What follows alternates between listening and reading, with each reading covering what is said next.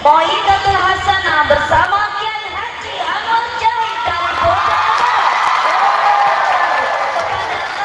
Al-Mukarram Kiai Haji Anwar Jahid, dengan segala hormat kami persilahkan. Tafadhol Abah.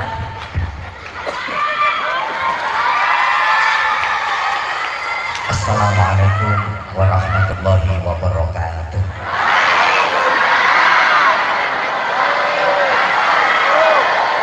Bismillahirrahmanirrahim. Alhamdulillahirabbil alamin wa kafa. Alladzi an'ama 'alaina wa hada.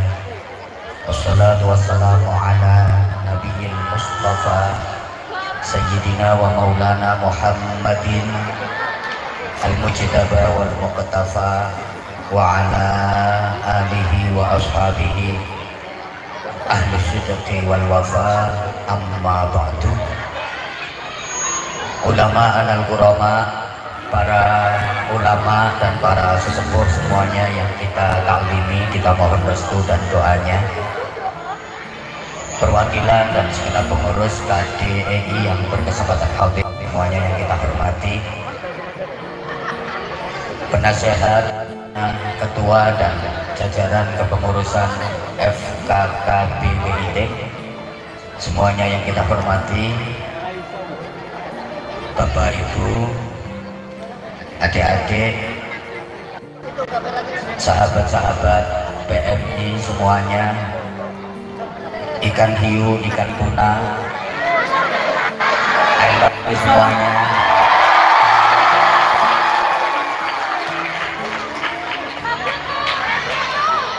Di Taiwan lagi liburan tahun baru, perkenankan saya mengucapkan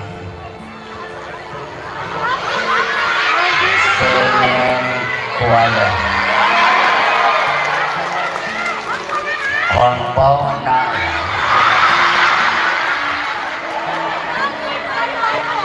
Nehoma. Apa kabar semuanya, sehat? Alhamdulillah. Sehat itu mahal, sehat itu penting, sehat itu sangat berharga, sehat itu dibutuhkan dalam seluruh aspek kehidupan. Orang itu sekaya apapun, kalau nggak sehat, hidupnya nggak bisa nikmat. Betul? Ayo bapak mas, sampeyan punya istri cantik tapi nggak sehat, alias gering-geringan. Coba dikeloni nang kumat mengine, ngik-ngik, kadek turune ngorok bisa. Jadi ngeloni bojo padha karo ngeloni traktor. Atau mbak-mbak punya suami ganteng, keren, gentle, tampan, tinggi besar, kuning kulitnya sautuh-utuhnya, tapi sakit-sakitan. Coba diobat tapi nona meneng ya, iki urip apa mati bingung. Kaya harta tapi kalau nggak sehat, hidup nggak bakalan nikmat. Sehingga sehat itu harus kita mohon kepada Allah melalui doa, dan kita upayakan secara maksimal melalui ikhtiar, sebagaimana pesan Nabi Muhammad SAW, is'alus sihhata wal afiyah ba'dal iman. Kalian semua mohonlah kepada Allah agar dikaruniai kesehatan setelah kalian mempunyai iman. Karena sekuat apapun iman, kalau gak sehat, ibadah gak bisa maksimal. Saya ulang, kita waktunya terbatas ya, jadi mohon dengan tertib, dengan hikmah. Aku tahu kamu udah lama merindukan aku. Tapi supaya waktunya benar-benar efektif, tolong semuanya khidmah, semuanya tertib. Kita awali dengan sama-sama membaca suratul Fatihah. Kita bertawasul kepada Rasulullah Muhammad SAW beserta para keluarga dan sahabat-sahabatnya, para nabi, para rasul semuanya, para tabi'in, tabi'in, salafus salihin, para aulia, para ulama, kiai-kiai kita, punyai-punyai kita, guru-guru yang mengajar kita, yang ilmunya sampai kepada kita, dengan harapan mudah-mudahan sholawat, zikir, doa dan ngaji kita hari ini benar-benar menghasilkan ilmu yang manfaat dan barokah, dan mudah-mudahan kita diberikan kemampuan untuk bisa mengamalkannya. Al-Fatihah. A'udzubillahi minasyaitonirrajim. Bismillahirrahmanirrahim. Alhamdulillahirabbil alamin arrahmanir rahim maliki yaumiddin. Iyyaka na'budu wa iyyaka nasta'in. Ihdinas siratal mustaqim. Siratal ladzina an'amta 'alaihim ghairil maghdubi 'alaihim waladdallin. Rabbighfirli wa liwalidayya wa lil mu'minina amin ya rabbal alamin. Dengan ikhlas mohon Fatihah sekali lagi kita berdoa, mudah-mudahan apa yang menjadi hajat-hajat kebaikan dunia akhirat kita diijabah oleh Allah. Yang lagi sakit atau mungkin ada keluarganya yang lagi sakit, apapun penyakitnya semoga segera disembuhkan. Yang lagi sedih, resah, gelisah, susah semoga segera dibahagiakan. Yang lagi kekurangan semoga segera dicukupkan. Yang lagi sulit semoga segera dimudahkan. Yang lagi ruwet, seret, macet semoga segera dilancarkan. Yang lagi ribut, padu, tukaran, gegeran semoga segera dirukunkan. Yang lagi punya hutang semoga segera dilunaskan. Yang lagi menanti datangnya jodoh terbaik semoga segera dipertemukan. Semoga semuanya dimuliakan, dibahagiakan, diselamatkan dunia akhiratnya.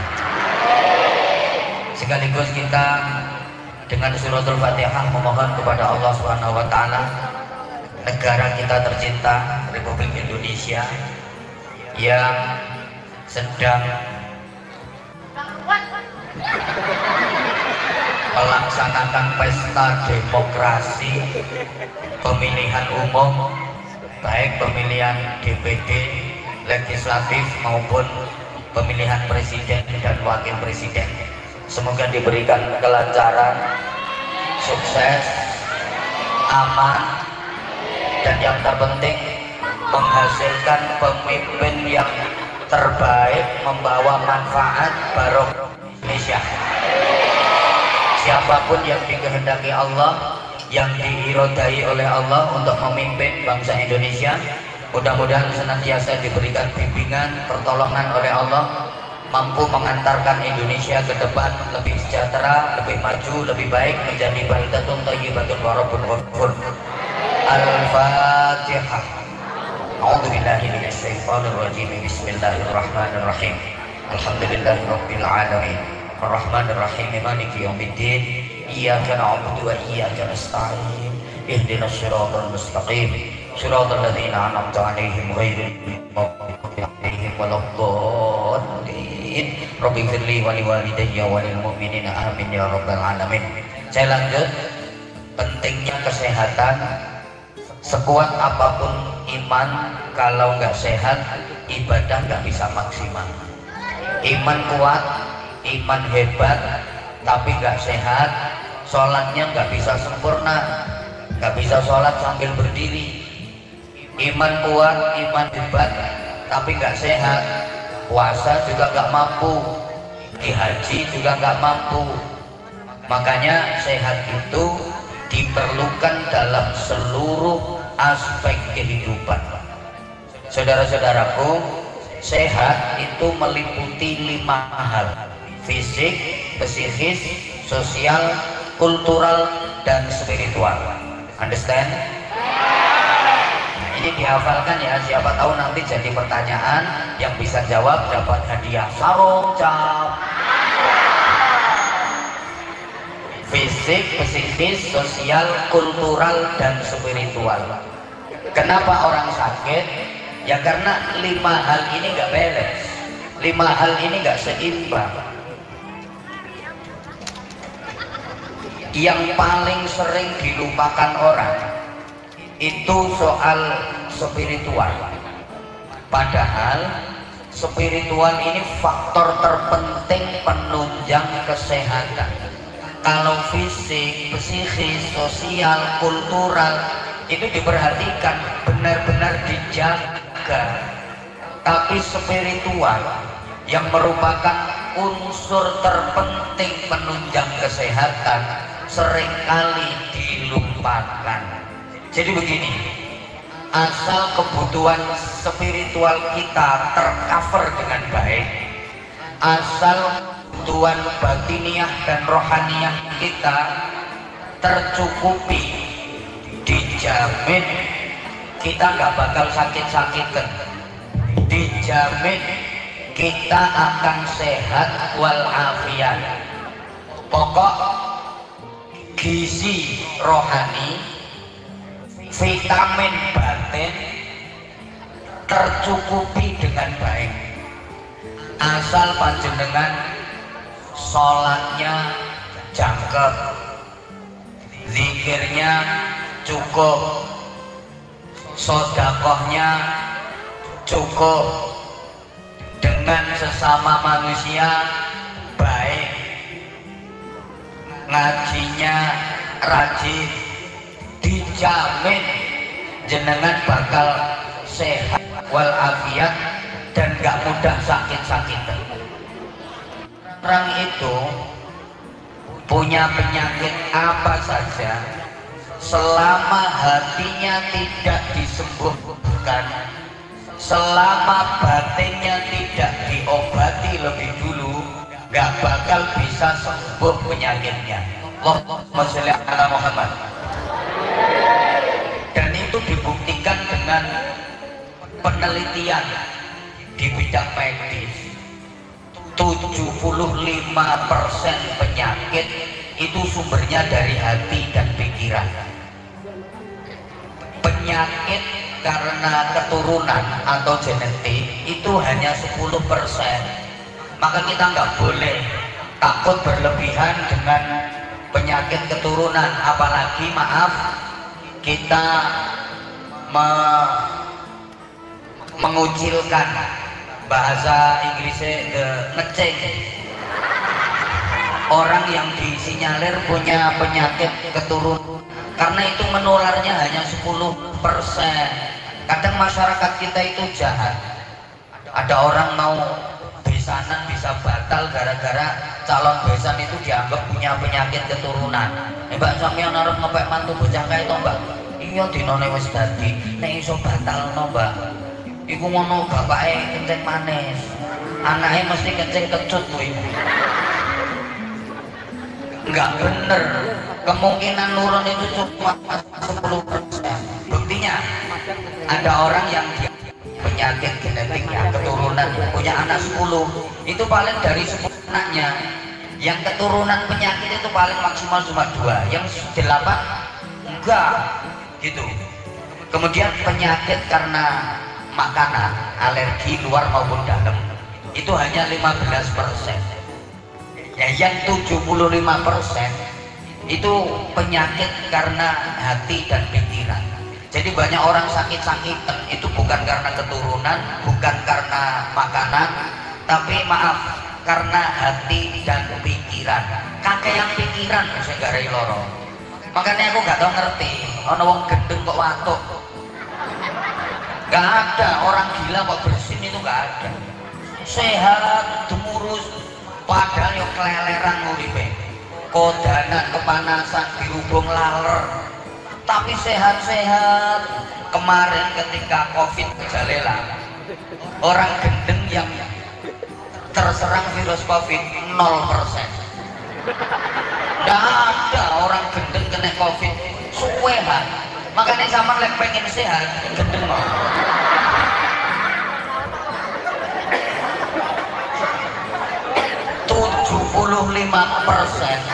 penyakit yang diderita manusia itu karena hati dan pikiran. Orang itu kalau kebanyakan pikiran, maaf, hatinya sedih. Kalau hatinya sedih, sarafnya kaku. Kalau sarafnya kaku, penyakit gampang masuk. Makanya laki-laki dengan perempuan itu relatif lebih cepat mati laki-laki. Ya ini maaf ya, yang laki-laki sampean siap-siap rontok gampang mati sampean. Kenapa? Karena pikiran laki-laki itu lebih banter daripada perempuan. Kok ora mesti. Wong lanang kuwi mikir ora patek ngomong. Lah nek wong wedok lah ngomong ora patek mikir.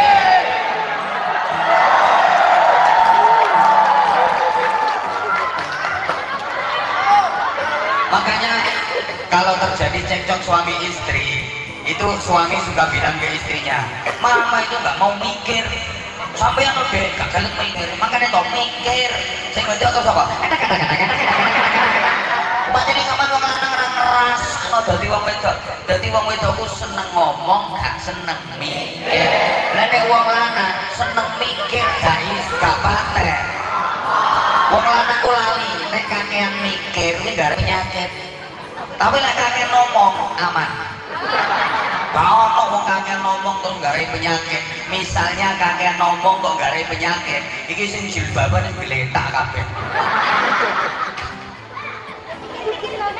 Nah orang kalau kebanyakan pikiran, sarafnya kaku. Kalau sarafnya kaku, penyakit gampang masuk. Sehingga mohon maaf, saya mulai dulu awal-awal ceramah sampai hari ini metode saya adalah metode Al-Nawuriyah. Ceramah dengan gaya humor, saya kemas tapi di humornya itu ada hikmah dan ilmu yang bisa kita ambil. Kenapa? Ya biar kita itu nggak tegang-tegang. Biar kita itu sarafnya ndak kaku, dibikin lemes, hidup ini dibikin happy. Allahumma sholli ala Muhammad. Orang kalau sarafnya kaku itu gampang penyakitan. Gulu gak iso diongkek, dengkul gak iso diteko, angop gak iso balik.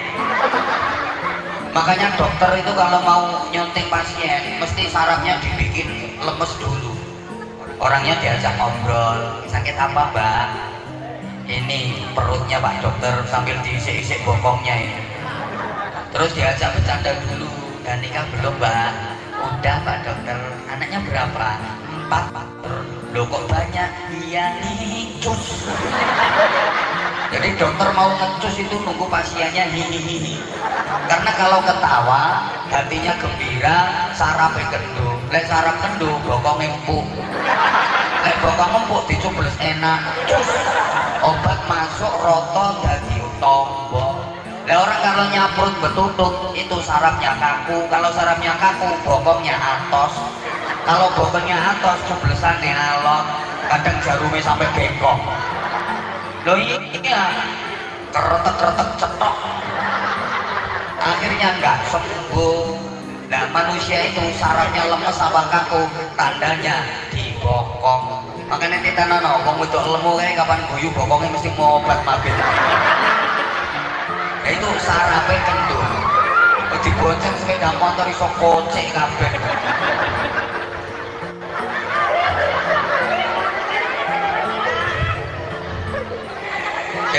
Jadi saya ulang, saya termasuk orang yang tidak setuju kalau ada orang sakit terus banyak pantangan, nggak boleh makan ini, nggak boleh makan ini, nggak boleh makan ini. Saya nggak setuju. Kenapa? Pertimbangannya, zaman pikir orang udah sakit pengen makan kesukaannya nggak boleh, malah parah penyakitnya, tambah lorong. Kan umum tuh di masyarakat kita, di dunia kedokteran, mohon maaf, kamu ini kolesterol, jangan makan kacang, jangan makan kepiting udang, kamu ini lagi asam aurat, ya jangan makan ini, jangan makan itu. Sebenarnya nggak apa-apa, Rasulullah nggak pernah melarang.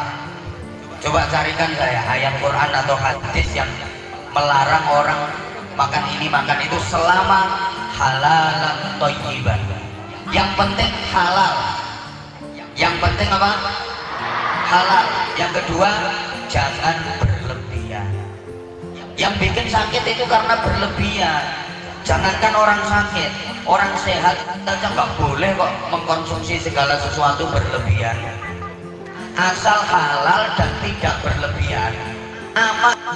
Coba kalau pengen benar-benar sehat dalam urusan departemen perbendukan, ikuti polanya Rasulullah. Seperti apa? Jangan makan sebelum lapar, berhentilah makan sebelum kenyang, pasti sehat. Saya ulang, jangan makan sebelum lapar, berhentilah makan sebelum kenyang. Kita kan enggak, meskipun enggak lapar makan, sekalinya makan kekenyangan, itu yang bikin gering. Kadang-kadang saya kasihan, ada Pak Sutri, pasangan suami istri udah agak sepuh, datang di acara pesta, makan itu prasmanan, ngambil sendiri, semua menu lengkap disediakan. Nah ini si suami udah agak sepuh, katanya sakit ini sakit itu, mau ngambil makanan itu dibentai terus sama istrinya. Mau ngambil soto ditampel, ojo kuwi, pengen sakitmu ganti, mau nyinduk kikil ya ditampel meneh, kikil ya ora oleh. Terus no, pengen cepet mati, gua rawon ya ditampel meneh, diomongin gak oleh, mau ngaman. Terus no, orang ngurusin. Akhirnya si suaminya tinggal blongak gari urip matane tok bu. Sehingga ini suami kena kolesterol, asam urat, macam-macam, bukan karena soto, bukan karena rawon ya, tapi karena jengkel sama istrinya itu yang bikin dia sakit. Nggak usah dibatasi, apalagi udah sepuh. Wong sepuh makan jarang, makanya bahasa Jawanya gerang, segere kare arang-arang. Pengen ini nggak boleh, pengen ini nggak boleh, kasihan. Sebenarnya nggak apa-apa, yang penting satu, halalan thayyiban. Yang kedua, tidak berlebihan. Dan yang ketiga, habis makan nggak usah diperiksakan. Garai konangan kok. Garai konangan. Allahumma sholli ala Muhammad. Allahumma sholli ala Muhammad. Nah, oke, maksudnya gini. Ayo, hidup ini kita jalani dengan optimis, kita jalani dengan happy, kita jalani dengan senang. Nggak usah dibikin ribet. Hidup ini nggak boleh susah sama Allah.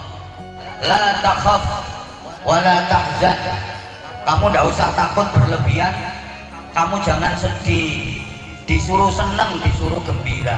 Senang itu hukumnya wajib, bahagia itu hukumnya wajib. Sampai setiap adzan dikumandangkan hayya 'alal falah, ayo bahagia. Jadi nggak boleh susah, nggak boleh sedih. Jadi kalau orang-orang ada prinsip hidup itu dua, ada susah ada senang, saya nggak setuju. Memang hidup ini ada dua. Apa itu? Senang sama senang banget. Setuju nggak kira-kira? Bukan semangat toh. Jadi hidup ini adanya dua, bukan senang sama susah, tapi senang sama senang banget. Ana inda dhanni 'abdi bi. Kata Allah dalam hadis qudsi, aku akan menentukan kehidupan hambaku sesuai dengan rasa optimismenya dia, bagaimana keyakinannya dia sama aku. Kalau dia optimis, yakin tak bikin bahagia, bahagialah hidupnya. Tapi kalau dia pesimis, dia kecil hati, ya dia akan mengalami nasib kehidupan yang seperti itu. Maka para jamaah yang saya hormati rahimakumullah, jangan pernah ada kebencian di antara kita, jangan pernah ada dendam, jangan pernah ada permusuhan. Diupayakan hati kita itu yang bersih. Karena begini, orang punya masalah dengan teman, dengan saudara, terus dia marah, disimpan di hati, dendam, getem, mangkel, lama, waras-waras. Ada apa enggak? Yang punya itu ada apa enggak? Biasanya laki-laki apa perempuan? Uangnya teko. Kayaknya sekarang orangnya pakai jilbab warna coklat. Dengar ya, jilbab coklat. Sampean lek punya masalah sama siapapun, terus atine sampean loro, mangkel, getem, disimpen nang hati, itu resikonya kalau jantung ya kanker. Dengar, jilbab coklat. Oh kadang getem, mangkel, dendam sampai bertahun-tahun nih loh. Tenono ngadek pitung turunan. Allah ya karim. Awas, itu resikonya kalau enggak jantung kanker. Nah kalau sekalian dibrol nih, wongnya dilabrak, nah itu mesti stroke. Kira-kira pilih yang mana? Kira-kira pilih yang mana? Nah kalau nggak pilih ya maafkan, jadilah pemaaf, jangan jadi pendendam. Orang itu kalau mendendam, apalagi hobinya koleksi musuh, hidupnya nggak bakal sehat dan nggak bakal selamat dunia akhirat. Karena salah satu tanda ahli surga itu adalah wal afina 'anin nas, mudah memaafkan kesalahan orang lain. Masa sih cuma gara-gara beda pilihan capres sama cawapres terus gak rukun? Ada apa enggak? Katrok itu nak. Coba nggak boleh. Halo, halo. Jangan sampai dalam hidup kita punya prinsip tiada maaf bagimu. Dadio godhong mau nyuwek, dadio banyu mau nyawuk, dadio penyakit mau nyuwuk. Tapi berprinsiplah yang lalu biarlah. Itu loh. Orang kalau maaf itu hidupnya mesti enak. Karena gini ya, dulur nggak dimaafkan itu bisa jadi musuh, tapi musuh dimaafkan jadi saudara. Makanya kadang sampai ono omongan gini, kayak mbak aku yang duduk dulur tapi yang ngalah-ngalahin dulur, walaupun bukan saudara tapi ngalah-ngalahin saudara. Lah kayak mbak aku yang dulur tapi yang gak kaya dulur, petoke gak takokan. Wonten apa mboten? Wonge teko kudu mireng ketoke.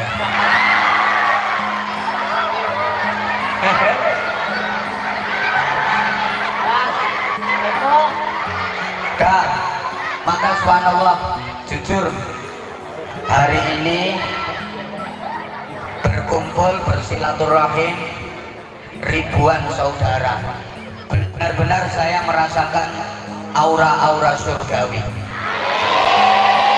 Ya Allah, kita di sini bersilaturahim, bersolawat, berzikir, berdoa, ngaji. Saya jadi teringat ada sebuah hadis sahih, inna lillahi ta'ala malaikatan, sesungguhnya Allah itu punya malaikat sayyarin yang ditugasi keliling bumi, bahasa Inggrisnya the ngelencer. Jadi ada malaikat yang tugasnya ngelencer. Nyari apa dia? Ternyata dari majelis taklim, mencari majelis zikir. Setelah didapati, para malaikat pada kumpul. Jadi kayak gini, ini yang datang di majelis ini, manusianya dengan malaikatnya jauh lebih banyak malaikatnya. Percaya nggak? Kalau orang mukmin pasti percaya, karena itu yang cerita Nabi Muhammad SAW. Ini malaikat yang ikut hadir di majelis ini, subhanallah. Nah, setelah mereka menemukan majelis semacam ini, mereka manggil teman-temannya yang masih di langit. Halumu ilayya, kesini kalian, come here. Nah, bahasa Taiwannya apa? Lai, Hompau Lai. Habis ini ya, akhirnya pada ngumpul semua di sini. Datang, ikut ngumpul, kemudian semuanya berdoa untuk kita, semuanya beristighfar memohonkan ampun atas dosa-dosa kita. Nah, kalau yang memohonkan ampun itu malaikat, pasti diijabah oleh Allah. Diampuni dosa itu yang terpenting dalam hidup kita. Dalam pengajian semacam ini, dalam majelis sholawat, majelis zikir, itu yang paling penting itu diampuni dosa-dosa kita. Soal pengajian ceramahnya paham apa gak paham urusan belakang. Orang paham ya wes wayahe wong guyu melok guyu. Engko nek bar guyu terus takon pinggire, apa mbak sing guyu? Ndak masalah. Wong wajibmu itu ndak paham kok. Wajibnya datang ke majelis ilmu. Wajibnya ngaji, ndak wajib paham. Terus kalau dosa-dosa sudah diampuni, hati kita bersih, dosa kita bersih, kita jadi dekat sama Allah. Kalau sudah dekat sama Allah, jaluk sanjaluk mesti dituruti karo Gusti Allah. Lek wis parek nang Gusti Allah, donga sak donga diijabahi Gusti Allah. Makanya ini rahasianya. Kenapa maaf kiai-kiai sepuh itu dongane kok mandi, walaupun kadang-kadang ndak fasih. Donga iki trimo Allah inna nasaluka salamatan fiddin wa ngafiyatan fil jasadi wa jihadatan fil ilmi wa barokatan fil rezeki. Robbana ngatina fid dunya hasanah wa fil akhirati hasanah wa qina adzabannar. Sijine ustaz klinis fasih luar biasa. Robbana atina fid dunya hasanah wa fil akhirati hasanah wa qina. Lemane kopi nganti tilik-tilik meritilah. Ayyuhuma aqbalu indallah, mana dari keduanya yang lebih diterima oleh Allah? Jawabannya bukan afsahuhuma, bukan mana yang lebih fasih dari keduanya, tidak, tapi awsaluhuma biruhihi ilallah, mana yang rohnya lebih nyambung ke Allah, mana yang lebih bersih dari dosa, mana yang lebih bersih hatinya, itu yang diijabah oleh Allah. Sehingga doa yang dibaca bisa sama, tapi kekuatannya berbeda. Kenapa? Karena lesan yang berbeda. Ingat gak Rasulullah waktu hijrah di tengah perjalanan dihadang oleh rampok namanya Suraqah dengan pedang dan pasukan berkuda. Rasulullah nggak bawa senjata, dihadang sama Suraqah, ditodong pakai pedang di leher beliau. Ya Muhammad, man a'ana, hai Muhammad, kalau udah kayak gini siapa yang akan menolongmu? Nabi menjawab, tirukan sama Allah, bareng Allah. Sekali lagi Allah. Sekali lagi yang ikhlas. Mendengar Allah yang keluar dari lisan Rasulullah, pedang Suraqah jatuh, Suraqah pingsan, bahasa Inggrisnya the kelenger. Hampir 1 jam nggak sadarkan diri, megang-megang, karena mendengar Allah yang keluar dari lisannya Rasulullah. Ayo coba sampean mas, sama lagi jalan ditodong orang pakai pisau di perut sampean. Ayo siapa yang akan menolongmu? Jawaban Allah. Insya Allah amblesnya malah jeruk.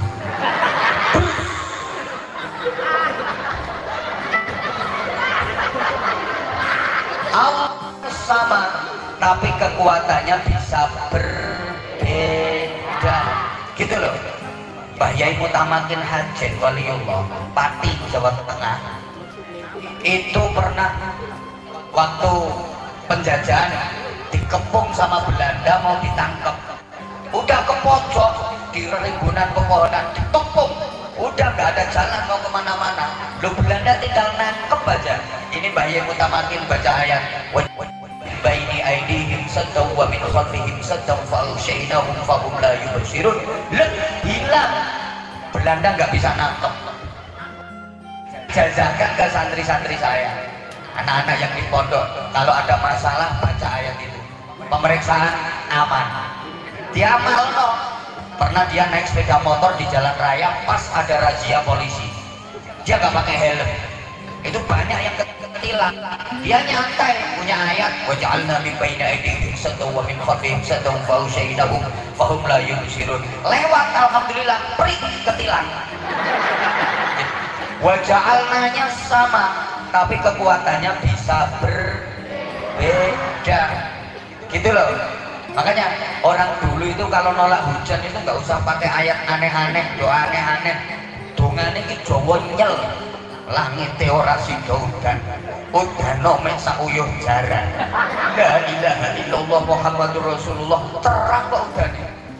Saya pernah pengajian tengah-tengah pengajian, tengah-tengah ceramah, jamaah yang wis enak-enak duduk tertib kayak gini, karena hujan pada berdiri mau buyar, bengong, ojo bubar, tenang. Yang bikin hujan Allah, yang bikin terang Allah, doa minta kepada Allah mesti terang. Aku bengong gak berkara apa-apa, aku mau kodanan dhewean.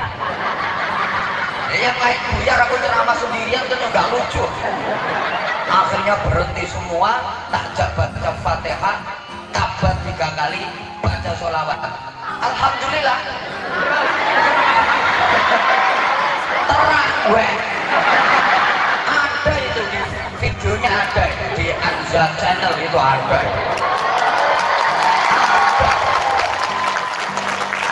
Makanya kalau ngaji di daerah situ sekarang pegel nyuwun kan. Dan semua orang bawa air wadah botol, apa minta berkahnya, apa minta doa anak saya mau ini. Oh, sampai kentek anak botol. Emang kayak gitu. Tapi pernah juga kayak gini, tenda lengkap. Hujan tajak Fatihah, tabat ping 3, sholawat, tambah terus.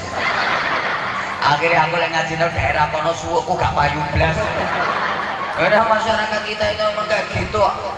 Doanya sama, tapi kekuatannya berbeda. Karena apa? Hayatun ruhaniyahnya yang tidak sama. Allahumma sholli ala Muhammad. Allahumma sholli ala Muhammad. Mohon maaf, tongkatnya Mbah Yai Khalil Bangkalan itu diserahkan ke Mbah Hasyim Asy'ari, perantaranya Mbah As'ad Syamsul Arifin Situbondo. Itu jadi NU, organisasi terbesar di dunia, organisasi keagamaan dan kemasyarakatan terbesar di dunia, diilhami dari tongkatnya Mbah Yai Khalil Bangkalan. Ayo coba, tongkatnya Nabi Musa, ayo pukulkan ke Laut Merah, jedek, terbelah, dilempar ke lapangan, jadi ulo gede, keloket-keloket, menguntal,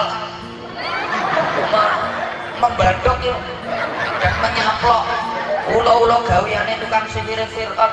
Nah, itu yang hebat bukan tongkatnya, tapi yang pegang tongkat siapa?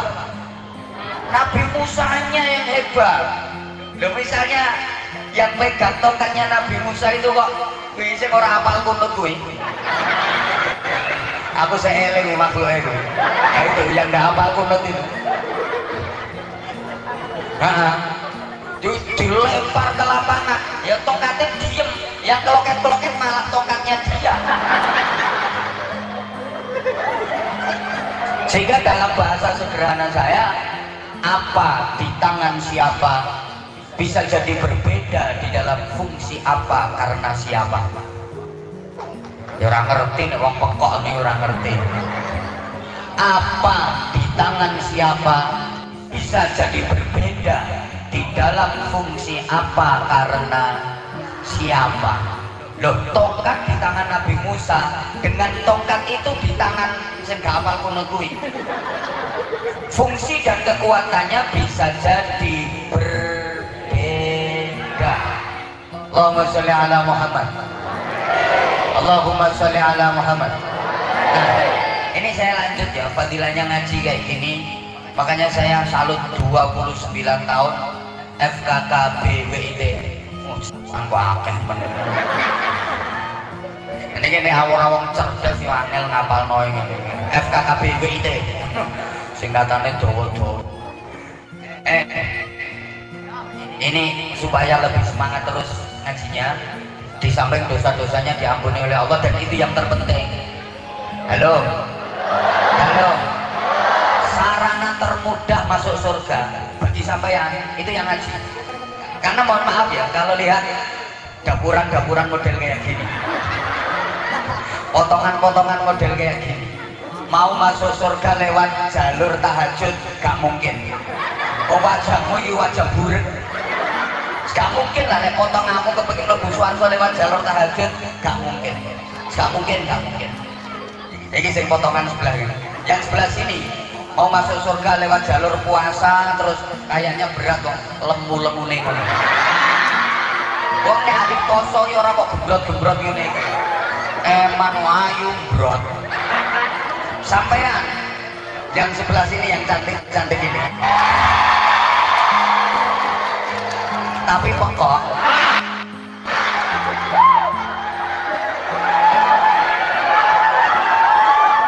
mau masuk surga lewat jalur haji, potonganmu abot. Abot. Wong duitmu sering ono gendaanmu sing nang Korea.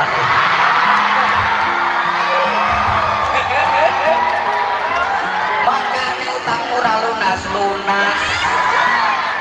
Eling sampean budal rene iku bondo utangan.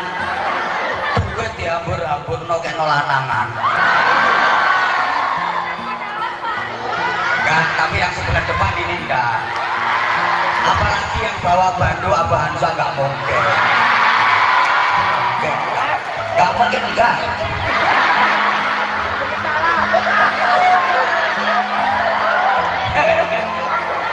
Nah, terus yang paling mudah, sarana termudah masuk surga ya lewat jalur thalabul ilmi, dengan jaminan man salaka tariqan yaltamisu fihi ilman sahhalallahu lahu tariqan ilal jannah. Siapa yang menempuh perjalanan menuju ke satu tempat untuk menuntut ilmu, untuk ngaji, maka dimudahkan baginya jalan menuju ke surga. Siapa yang menempuh perjalanan menuju ke satu tempat untuk ngaji, maka dimudahkan jalannya menuju ke surga. Semakin rajin ngaji, semakin mudah jalannya menuju ke surga. Lagi itu ngaji belum selesai koyo kuwi terus sampai piye? Itu berarti kan dia mencari jalan lain. Loh, gue malah ngetotno anake. Oh, mau pindah tempat, ya udah. Aku takutnya itu menghindari infak. Karena biasanya pertengahan kan mesti ada infak keliling. Terlebih ini. Hah? Yang kedua yang belum.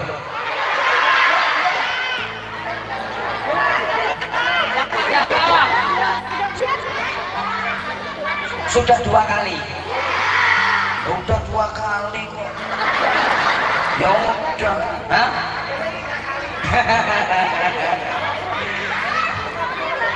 udah. Terus gini, nanti tak jalurkan ke situ. Malaikat nanti setelah kita selesai ya, setelah kita selesai nanti, makanya jangan sampai nggak selesai. Harus selesai sampai doa. Setelah selesai ini nanti malaikat balik, terus ditanya sama Allah, min aina jitu wa huwa a'lam. Di hadis itu disebutkan Allah bertanya, kalian dari mana? Padahal Allah sudah tahu. Tapi Allah nanya. Nah, ini ilmu buat kita untuk mempererat persaudaraan. Kalau ketemu sama saudara itu nyapa, nanya, bertegur sapa, senyum. Itu loh, contongmu itu loh bunyikan. Gak tahu contong ya? Bahasa Inggrisnya the nomor. Itu jangan bertutut aja, nanya. Mbok gak dikatekno kok. Kayak misalnya sampean tahu kalau teman sampean mau ke pasar, itu sunahnya nanya, "Mbak, ke pasar, Mbak?" Yang ditanya, "Oh iya," gitu. Loh, ngono kuwi sudah tahu nanya. Kadang-kadang pancen sing ditekoki gregene. "Mbak, ke pasar, Mbak?" "Enggak, nang kuburan." Terus ngerti nih pakaian yang ini yang pasar, itu etikanya tetap nanya. Allahumma sholli ala Muhammad. Allahumma sholli ala Muhammad. Wong pinter-pinter kayak yang ngono. Pernah lihat upacara bendera enggak? Pernah lihat upacara enggak? Nah itu inspektur upacara sama komandan upacara itu kan udah sama-sama ngerti kalau pasukannya udah siap mengikuti upacara. Menunggu komandannya yang lapor, upacara siap dilaksanakan. Loh, inspektur itu janai kok laksanakan. Padahal harus pada ngerti nih. Masa ada inspektur dilapori kok lapor, upacara siap dilaksanakan, harus ngerti. Yo enggak yo laksanakan. Padahal udah sama-sama tahu. Maka Allah nanya, "Hai para malaikat, kalian dari mana?" Akhirnya mereka jawab, "Dari Thailand." Neng taman apa gitu? "Oh, taman Thailand."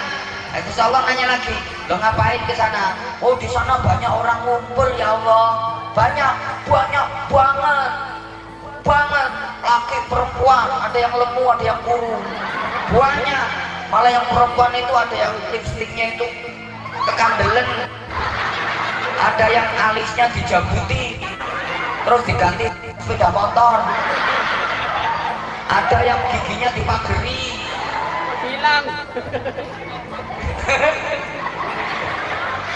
Pokoknya banyak banget. Terus Allah nanya, ngapain orang-orang pada ngumpul? Mereka sholawatan, zikir, doa dan ngaji. Terus mereka itu maunya apa sih malaikat? Mereka pengen rahmatmu ya Allah, pengen ridhomu ya Allah, pengen surgamu ya Allah. Terus Allah nanya, apa mereka udah tahu surga? Udah pernah lihat surga? Ya belum tahu aja udah kayak gitu kepinginnya ya malaikat. Andaikan mereka udah tahu beneran surga kayak apa, mesti lebih kepengen lagi. Jadi malaikat, mungkin menawi. Belum tahu aja udah kayak gitu kepinginnya, apalagi kalau bener-bener sudah tahu. Tambah masya Allah nanti kepinginnya. Tapi ada ya Allah laporannya malaikat yang dari tadi itu bingkluk saja. Apa ngantuk kan? Enggak.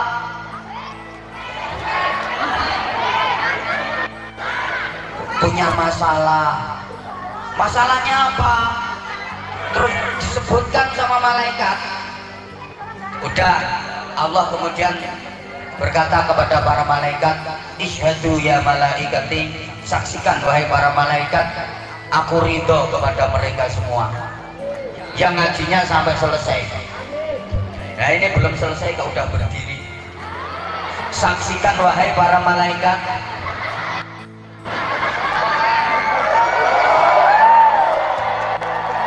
itu yang berdiri nanti sampai rumah anyang-anyangan. Terus duduk lagi.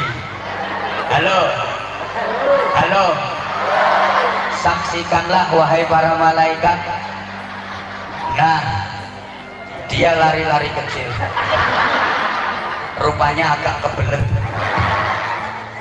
Semua yang hadir di majelis itu aku ampuni dosa-dosanya. Ini karena bagi kita untuk mendekat kepada Allah. Gini loh para jamaah yang saya hormati rahimakumullah, pentingnya kita mengakseskan diri kita kepada Allah subhanahu wa ta'ala. Ini dilanjut apa enggak ini? Iya, ada yang kurang 1-2 ya wajar karena dia ikut orang. Tadi udah janjian sama majikannya, kamu udah kasih libur tapi jam 9 harus sudah nyampe rumah. Saya tahu. Nah, itu orangnya yang keplok-keplok. Maka sampean ini beruntung, banyak loh saudara-saudara sampean yang sebenarnya pengen hadir di majelis ini tapi gak dikasih izin sama majikannya. Banyak banget itu. Kemarin saya baca di komen-komen itu, waduh abah sayangnya ini kok lagi konien kok, konien aku ya orang ngerti konien ya apa, pokoknya pengen banget dateng tapi kok lagi lebaran tadi ya. Masya Allah, yes. Pokoknya beruntung banget sampean. Jadi ini nanti saya juga nggak bakalan lama-lama. Kan kita belum bagi-bagi sarung, belum apa, saya tak cerita dulu. Dengerin toh. Jalan yang pertama bagi sampean untuk paling gampang masuk surga tadi apa? Sarung gundul. Tapi atau bener aja. Terus kunut orang hafal. Halo. Jalan yang pertama tadi apa? Ngaji. Bagus, bagus. Pokoknya jangan error kayak uteknya cakui. Nah sekarang jalan yang kedua. Tolong perhatikan. Ada seorang sahabat. Ini dia ngerasa apa ya? Dia ngerasa ibadahnya itu kurang semangat. Pokoknya kalau disuruh rutin tahajud tiap malam nggak kuat, disuruh puasa terus juga nggak mampu,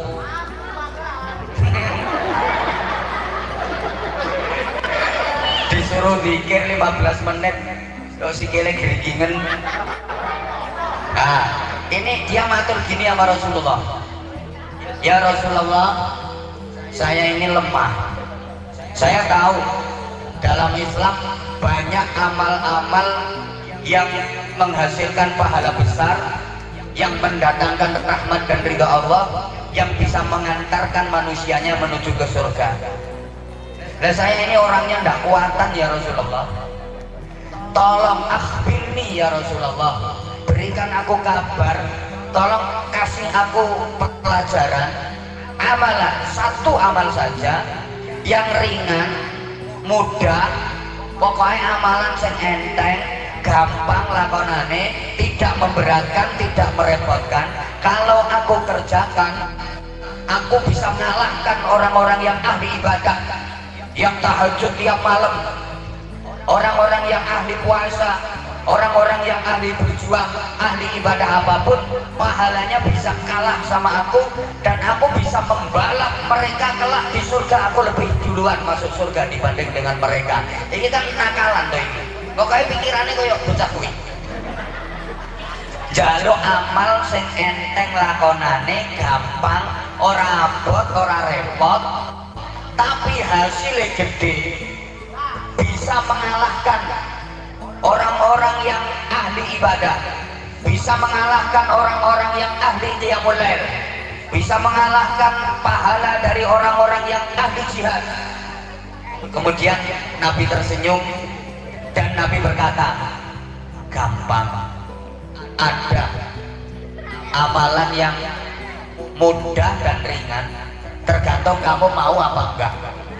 Yang pasti kamu mampu, tapi persoalannya kamu mau apa enggak. Kalau amalan itu kamu lakukan, pahalamu bisa mengalahkan orang-orang yang ahli ibadah. Apa itu ya Rasulullah? Nabi menjelaskan, ayyakuna lisanuka rotban bidzikrillah, basahi terus bibirmu dengan zikrullah, sak nganggure lambemu. Halo,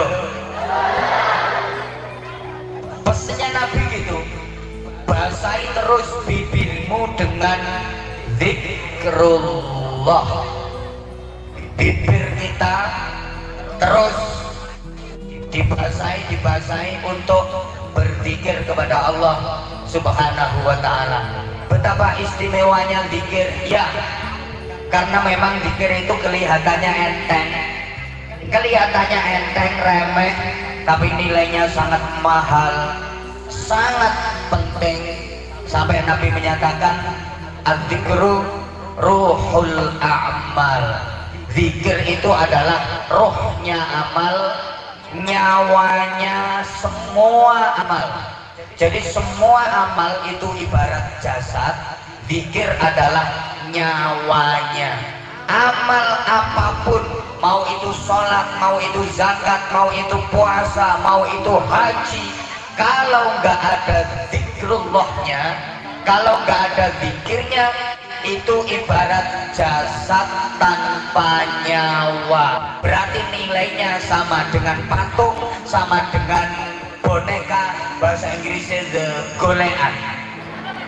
Ayo mas yang sebelah sini, misalnya ya ada boneka cuantik keboy seplohai, aduhai imut yahut penol menol semok kebelenok kemontok kementek mentek kinyis pingis moblok penol denok keblek kelambine wapi, bodine masya Allah koyok gitar Spanyol, lengkoe loro ngene, dadi nek di-syuting nek burine kan nek lengkoe loro kan iki jan ngono tenan mas. Tapi boneka sampean gelem rapi, sing gelem ya sing rapal kono tok kuwi kok. Ya ndak mau lah, nggak ada nyawanya kok. Gini loh, amal apapun kalau nggak ada zikirnya, itu nilainya hanya jasad tanpa nyawa. Nah, maaf, koyo gombal kemling pro, ini bahasa Jepangnya gombal mogio. Nah ya itu kalau nggak ada zikirnya. Coba kalau nggak percaya, rukun Islam ini amalan paling pokok dalam Islam, betul? Allah ya karim, aku pertentangan kok sing amalan paling pokok dalam agama Islam itu namanya ya rukun Islam. Ada berapa? Ada berapa? Semua adalah wadahnya zikir, semua adalah media untuk zikir. Ini saking pentingnya zikir. Kalau nggak percaya, rukun Islam yang 5 itu adalah media untuk berzikir, sarana untuk berzikir, wadahnya zikir. Rukun Islam nomor 1 apa? Syahadat, jelas asyhadu an la ilaha illallah, menyebut tauhidnya Allah. Zikrullah, jelas nyebut ketauhidannya Allah. Zikir wa asyhadu anna Muhammadar Rasulullah, zikir menyebut risalahnya Nabi Muhammad sallallahu alaihi wasallam. Rukun Islam nomor 2 apa?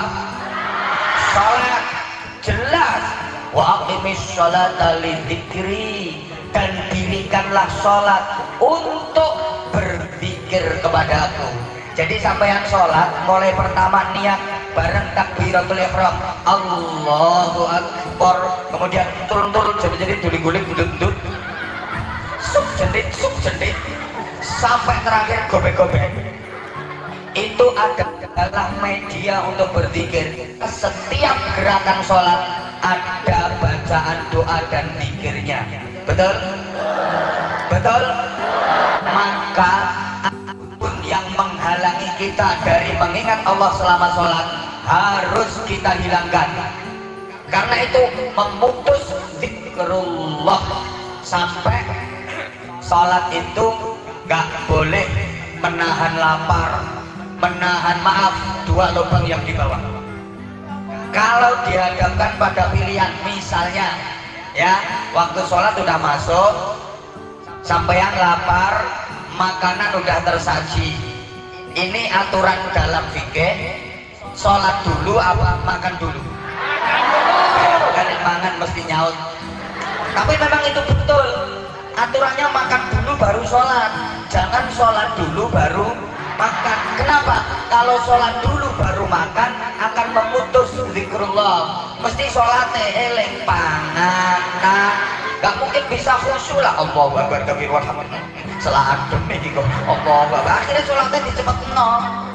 Apalagi pas wayah rukuk, subhana rabbiyal azim wa bihamdi, subhana rabbiyal azim wa bihamdi. Lah kupingin krungu.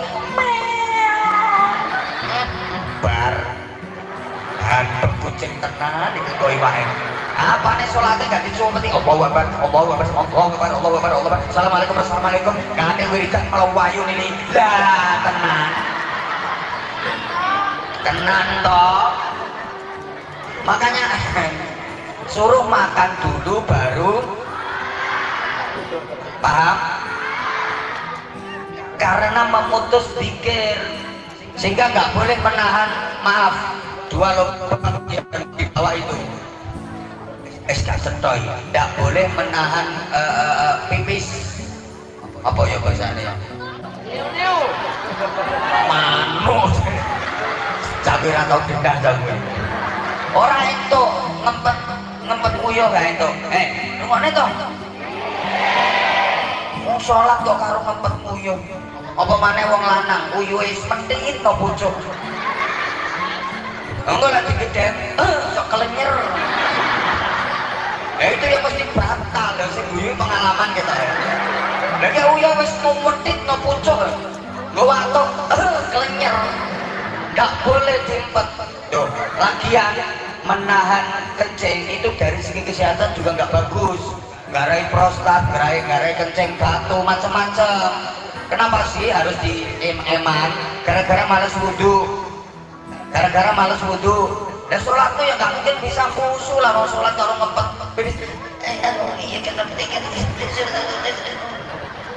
paham dah?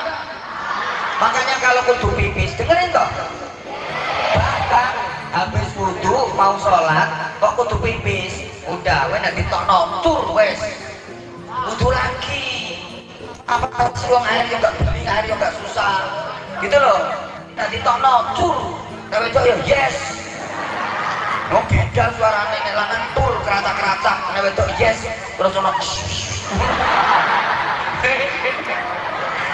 yang mbok ono kaya tak teliti kok ya wes cawik maneh ndak wudhu meneh paham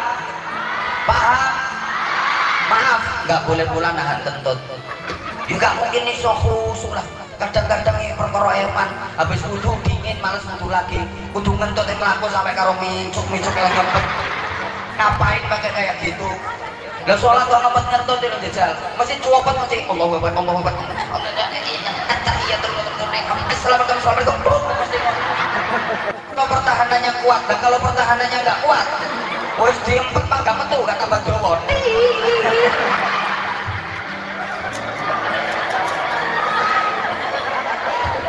ya nggak mungkin iso khusyuk. Nah ini kenapa? Karena menghalangi kita dari zikrullah. Allahumma sholli ala Muhammad. Rukun Islam yang ketiga apa? Zakat. Di mana nilai zikirnya? Coba orang mau ngeluarin duit, mau ngeluarin sembako macam-macam, padahal nyarinya susah loh. Susah nggak nyarinya? Susah. Diwangi ngosek WC, direwangi ndak karo-karuan, kerja di pabrik pertentangan. Halo, nyarinya susah. Lo kok mau-maunya? Karena zikrullah, karena ingat kepada Allah. Bagi-bagi sembako karena ingat Allah. Lagi mau bagi duit bagi sembako nggak ingat Allah, itu namanya caleg. Nah kalau nggak caleg buat calon apa? Nah, itu bagi-bagi tapi bukan karena ingat Allah, karena pengen dipilih. Halo, rukun Islam yang keempat apa? Apa? Puasa. Loh, makanannya sendiri, minumannya sendiri, halal, istrinya sendiri, suaminya sendiri, halal. Tapi kok mau mengempet?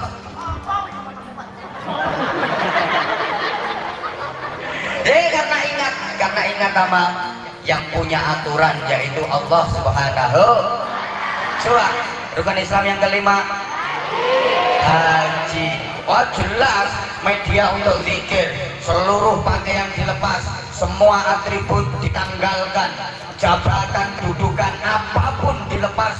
Kalau udah membaca talbiyah benar-benar fokus bersimpuh di hadapan Allah Subhanahu wa ta'ala menyatakan diri dengan tulus, aku penuhi panggilanmu ya Allah, aku menghadapmu dengan membawa dosa-dosa, aku penuhi panggilanmu ya Allah. Labbaik Allahumma labbaik.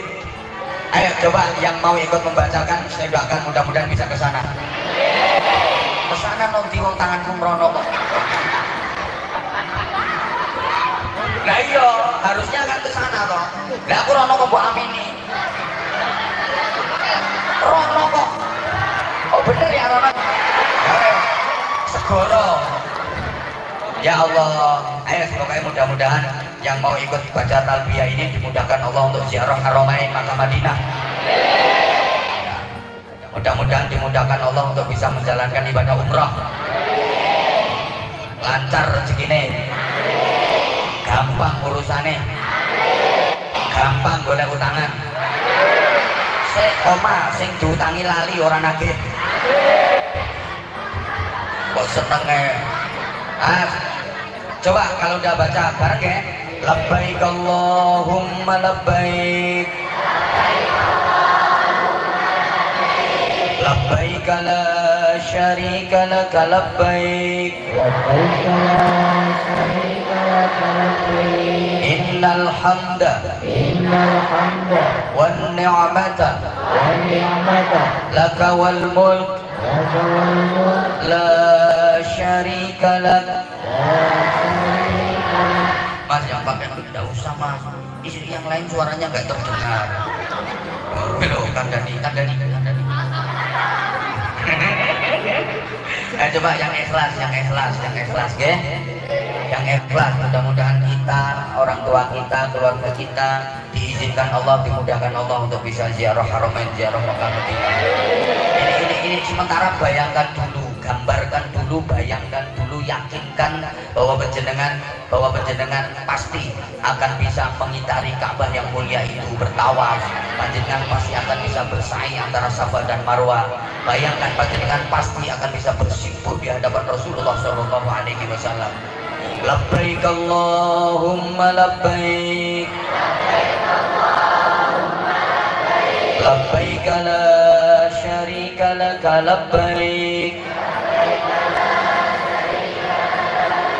Innal hamda wan ni'mata laka wal mulk la syarika lak.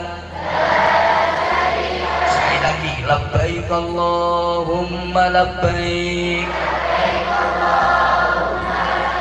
Labbaik la syarika laka labbaik.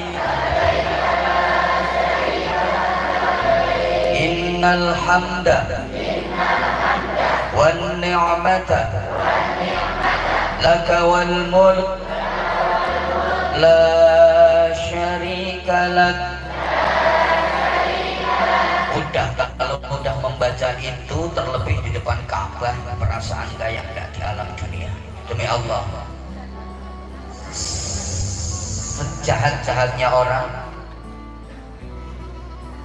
sekeras-kerasnya hati, kalau udah berada di tanah suci, terlebih di pelataran Ka'bah, itu rasanya sudah kayak nggak lagi berada di alam dunia.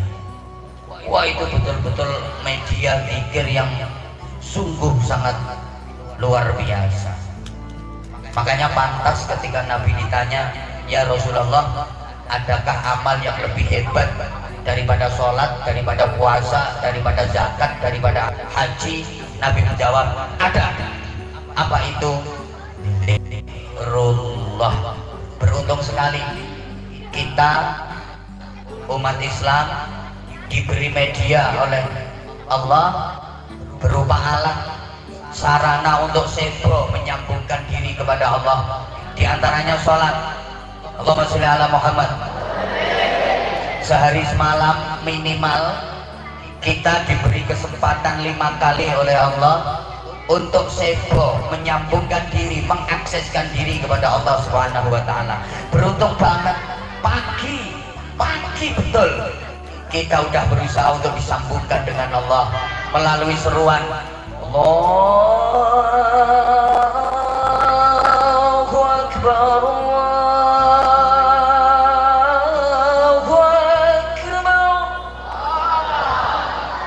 udah dipanggil untuk mengakseskan diri menghadap Allah Subhanahu wa taala. Ibarat HP mau habis baterainya wis mulai dicas. Nanti begitu menjelang habis baterainya zuhur, kita dikasih kesempatan lagi. Asyhadu an la ilaha illallah. Ngecas meneh ora api ora laris lambing. Asar ngecas maneh, maghrib ngecas maneh, isya ngecas maneh.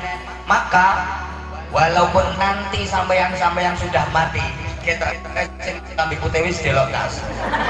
Sing ngapal kunut iki lho. Selama waktu di dunia ini sering mengakseskan hidup kepada Allah yang maha hidup, maka walaupun kamu nanti sudah mati, tapi hakikatnya kamu akan terus hidup. Maka orang baik itu usianya lebih panjang daripada umurnya. Orang baik itu hidupnya lebih panjang daripada umurnya, walaupun zahirnya sudah mati tapi hakikatnya tetap hidup. Contohnya para aulia, para walinya Allah, para kekasih Allah. Orang bilang jasadnya udah meninggal, tapi nyatanya ngundang orang itu tiap hari yang datang ribuan. Jare wis mati tapi ngundang wong saben dina sing teko ribuan. Walikane sampean ketoke isih urip tapi hakikate, nah maka boleh disebut batang melaku-melaku. Tuh, nah iya, bedanya apa? Zikrullahnya kita. Oke, ini masih ada infak lagi apa enggak? Halo, masih ada infak satu kali lagi. Mohon kesadarannya, ya. Mohon waktu ada yang mau login. Oh mu'alaf, sebelum doa nanti mohon ada mahalul qiyam. Oke, ini kita infak dulu. Habis ini bagi-bagi sarung. Habis ini terus proses mu'alaf, kita doa bareng-bareng, oke? Oke? Pripun iki? Kepada Mbak Eka. Lagi, monggo. Lagi, monggo. Oke. Tim hadrah, mohon para jamaah keikhlasannya, kesadarannya, selama tidak ada hajat yang betul-betul darurat, mohon dengan hormat untuk mengikuti acara ini sampai selesai. Saya sendiri juga nggak bisa berlama-lama karena nanti jam 4 saya harus sudah geser ke bandara. Nderek ya? Ya, saya nanti karena insya Allah dari Taiwan ini besok tanggal 12 dan 13, 2 hari berturut-turut saya ngaji di Hongkong. Jadi ini nggak pulang tapi langsung sambung ke Hongkong. Mohon doanya ge, mohon doanya ge. Ayo monggo di infak terbaiknya, monggo panitia jamaah, keikhlasan panjenengan ini juga merupakan bagian dari sarana untuk mengakseskan diri kepada Allah, sekaligus sarana paling mudah bagi kita untuk menuju surga Allah. Di samping tadi ngaji, yang kedua zikrullah, yang ketiga adalah sedekah. Karena sedekah itu as-shadaqatu tanfa'ul bala, sedekah itu menolak bala. Di antara bala terbesar adalah masuk neraka. Maka bala bencana yang berupa masuk neraka bisa tertolak dengan kita bersedekah. Insya Allah diselamatkan dan dibebaskan dari api neraka. Allahumma salli ala Muhammad. Allahumma salli ala Muhammad. Ayo sambil kita sama-sama baca sholawat asghil. Mudah-mudahan negara kita diberikan aman. Mudah-mudahan kita semua yang di sini, panjenengan semua diberikan aman, selamat dalam bekerja, dalam menjalankan aktivitas. Kemudian hasil dan rezeki yang didapat benar-benar manfaat dan barokah. Allahumma sholli ala Muhammad. Sama-sama. Allahumma sholli ala sayyidina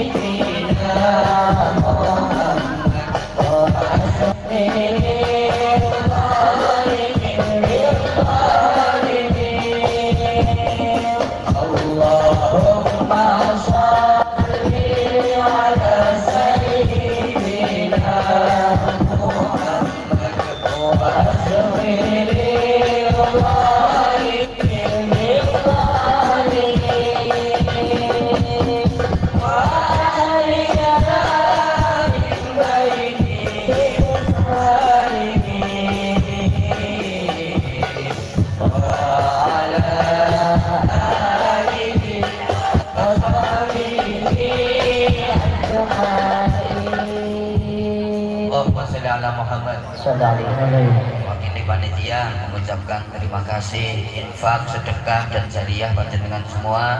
Jazakumullah khairan katsira, jazakumullah ahsanal jaza, jazakumullah khairati wa sa'adati dunya wal akhirah. Mudah-mudahan menjadi jariah yang terus mengalir pahalanya ila yaumil qiyamah. Insyaallah akan sebagian dipergunakan untuk proses pembangunan masjid. Oke. Sekaligus sekarang mohon keikhlasan panjenengan semua untuk isyhad, menjadi saksi dan mendoakan saudara kita yang mendapatkan hidayah dari Allah Subhanahu wa taala. Beliau ingin memeluk agama Islam, menjadi saudara kita dalam akidah, kita dalam iman. Sekaligus mohon didoakan mudah-mudahan bisa istiqomah. Mudah-mudahan bisa istiqomah. Mohon ikut disaksikan ya. Jangan ikut menyaksikan bagaimana saudara kita ini akan memeluk agama Islam dan otomatis secara bertahap sanggup menjalankan ajaran-ajaran agama Islam dengan konsisten. Oke, monggo. Oke. mohon dikasih mic-nya. Ya. Monggo agak maju nggak apa-apa, nggih. Agak maju sini. Oke. Kula ten nggih. Heeh. Pakai mic nggih. Ya kenalan dulu dong, masa enggak kenalan dulu. Kenalan dulu, non sewu. Jawi nggih? Nggih. Asli Jawi. Jawine pundi? Banyuwangi. Oh, Banyuwangi. Banyuwangi kecamatan pundi? Purwoharjo Silerago. Purwoharjo Silerago. Namine sinten? Eko Wedayanti. Eko Wedayanti. Saking Banyuwangi. Nggih. Oke. Sampun dangu ten Taiwan. Apa? Kantos kawah. Nggih. Ampun, dangu ten Taiwan. Panjenengan kepingin ngrasuk agama Islam. Nggih. Sing ngeket sinten? Kula piyambak. Kesadaranipun piyambak, mboten enten sing iso.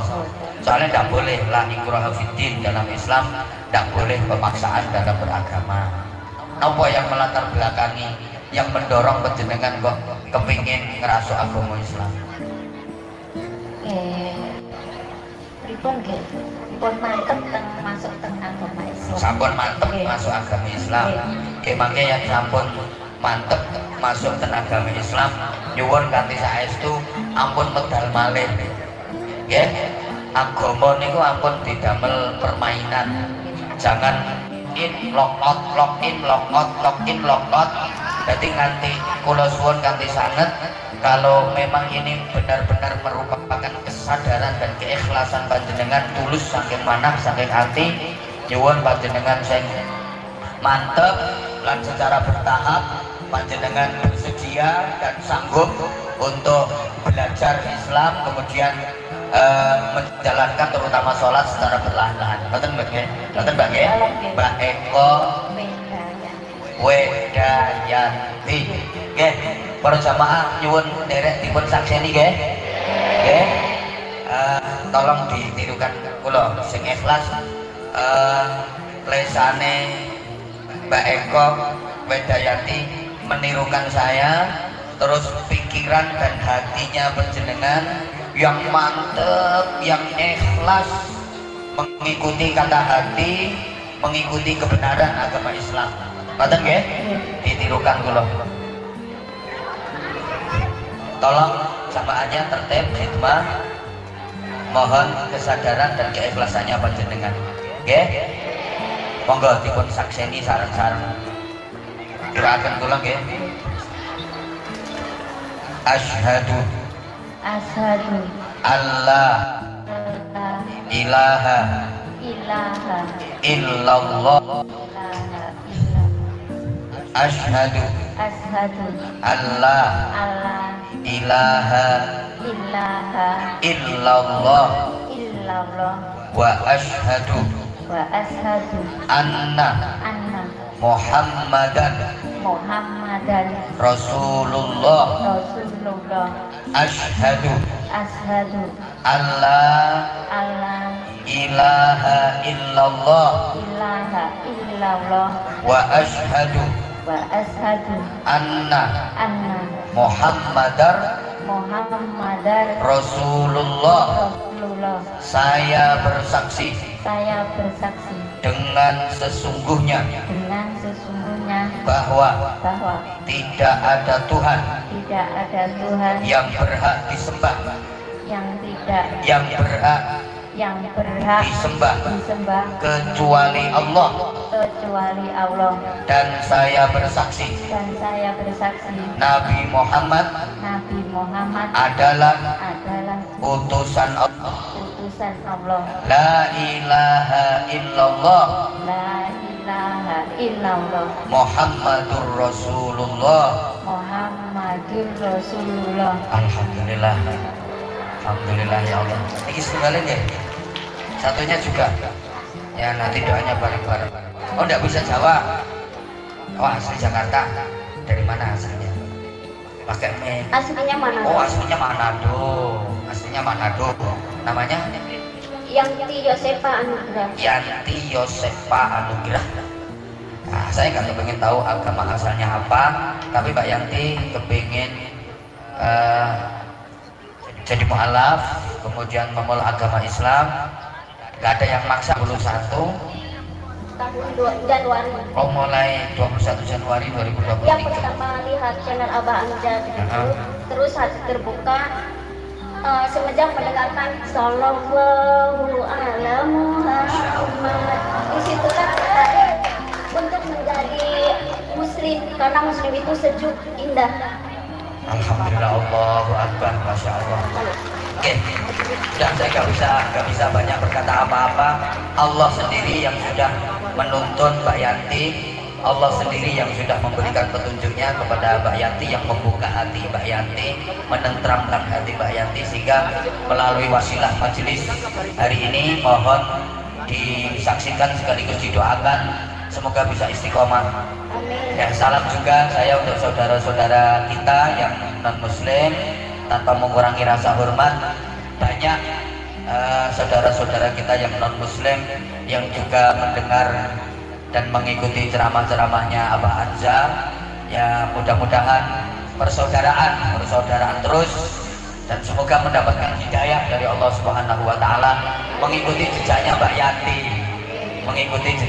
Yanti, banyak kok yang ikuti, tapi kita nggak paksa.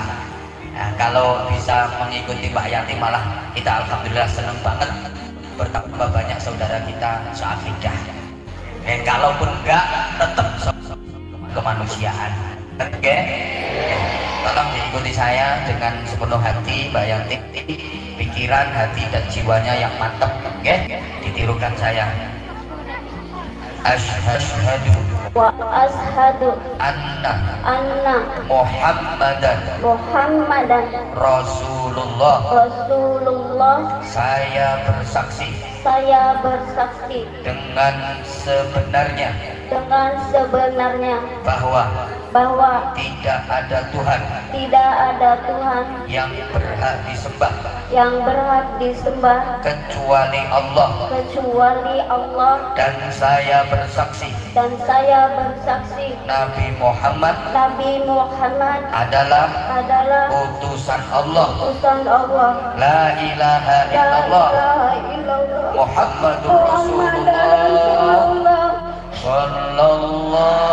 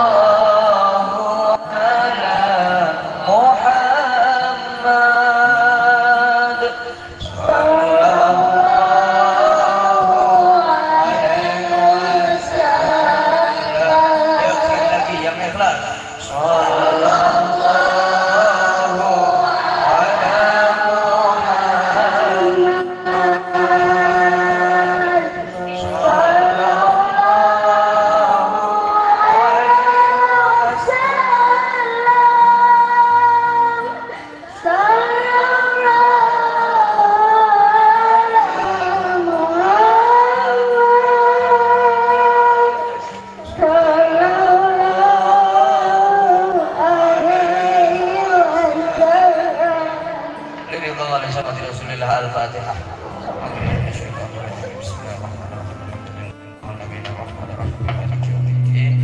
Iyyaka na'budu wa iyyaka nasta'in ihdinas siratal mustaqim siratal ladzina an'amta 'alaihim ghairil maghdubi 'alaihim waladdallin. Rabbi firli wal walidayya wal mu'minina amin ya rabbal alamin. Saya aduh ini enggak ada di apa-apa. Iya. Nah, ini Mbak, nama aslinya Mbak Yanti Yosefa Anugrah. Ya, mohon disaksikan juga beliau setelah masuk Islam beliau berganti nama. Mohon disaksikan, mudah-mudahan ini juga menjadi sebuah doa. Siti Nur Habibah, mudah-mudahan sesuai dengan nama yang itu merupakan doa, cahaya yang benar-benar mencintai dan dikasihi oleh Rasulullah Muhammad Sallallahu Alaihi Wasallam. Oke.